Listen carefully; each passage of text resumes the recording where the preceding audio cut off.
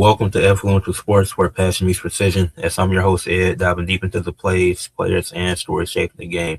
And today I'm here to talk about my Eagles trading A.J. Brown, give my full thoughts on the move. This is not going to be a super long video because it really don't need to be super in-depth, super detailed because there's really not much to dive into. This move was pretty much guaranteed to happen. Many people saw this coming anyways. Excuse me, it was the vibe within the Eagles locker room with AJ Brown getting into it with Nick Sirianni, AJ Brown not liking the play call, and AJ Brown and Jalen Hurts, a relationship being fractured over the years.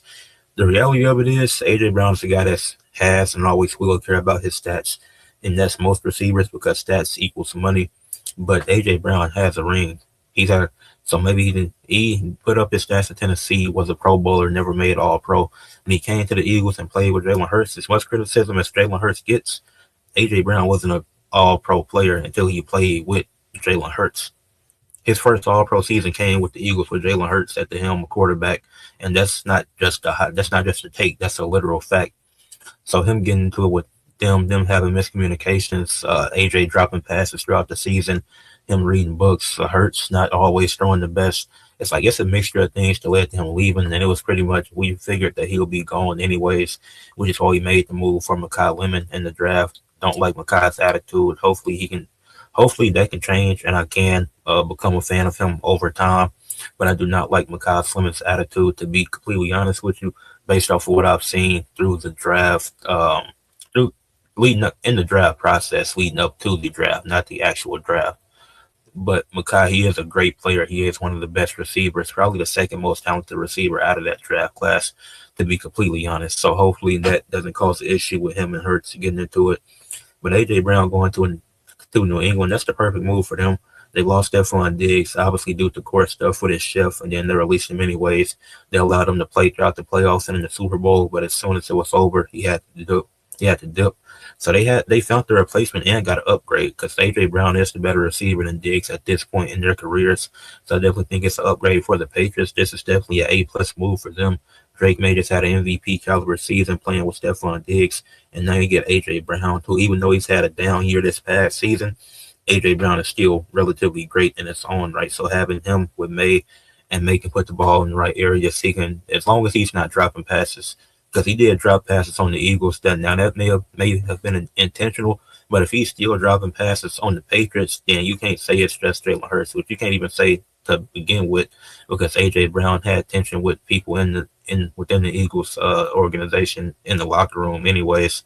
But I think this is a great move for the Patriots because AJ Brown is a great player, but it's just tension, drama in the locker room. Don't like to see that. And then as far as the Eagles goes for trading AJ Brown, we get back a 2027 fifth round pick and a 2028 first round pick. So we were able to get a first rounder out of it. I think this is a great move. We had to move on from him. We weren't trying to get a receiver back, which is why we drafted Mekhi Lemon. So he'll slide in as our wide receiver 2, and then Dontavian Wicks will be our 3. Unless some unfortunate injury happens again, I think he'll be really good as wide receiver 3. And really, whoever we slide in that spot can be a good wide receiver 3 for us, to be completely honest. This last time we saw Smitty as a 1 was technically last season. Devontae Smith statistically was our best receiver last season. Now, as far as name goes, like how well known, AJ Brown's the more known receiver, so he was technically our 1, and he was our 1 on the depth chart. But statistically, Devontae Smith was our 1, not AJ Brown.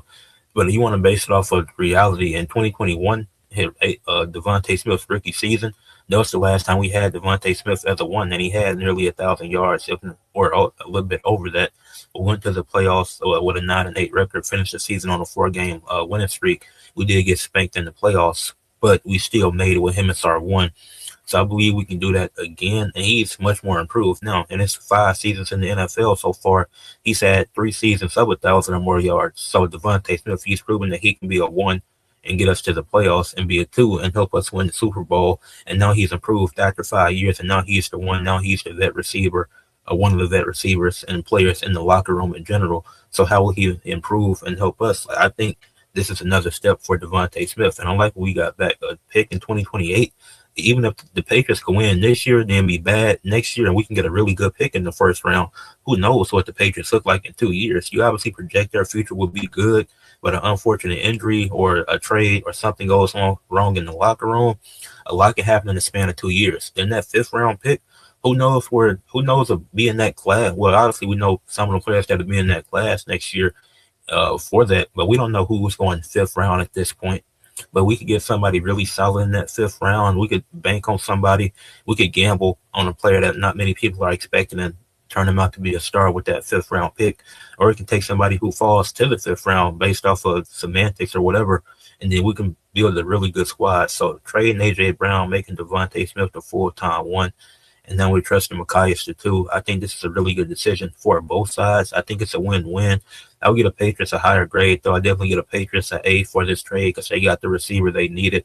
Obviously, we lose A.J. Brown, so we're going to take a step back, but I still think we can win the division because every team in our division has flaws. I give this, for us, I give it a B+, but for us, we have to see, can Devontae Smith be that, has he developed now over the 5 years, which I think he has. Now, can he show it, and how well does Makai slide in as two? So that's our issue. The Commanders' issue is they're an older team and they have a lot of injuries. And even Jaden Daniels was injured much in his second season. That for the Giants, there's already divide in the locker room over stupid politics, but also scat and dart. They don't protect themselves from running. And then for the Cowboys, Caleb Downs still the draft, in my opinion.